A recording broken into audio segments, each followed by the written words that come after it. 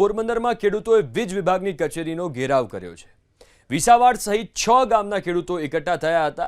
વીજ સર્વિસ મુદ્દે બેઠકમાં અધિકારીઓ આવ્યા જ નહીં। રોષે ભરાયેલા ખેડૂતોએ 66 કેવી સબસ્ટેશનનો ઘેરાવ કર્યો।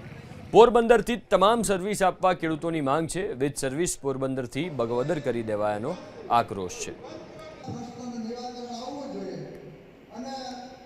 એ ફીડરો બંધ કરાવવામાં આવ્યા।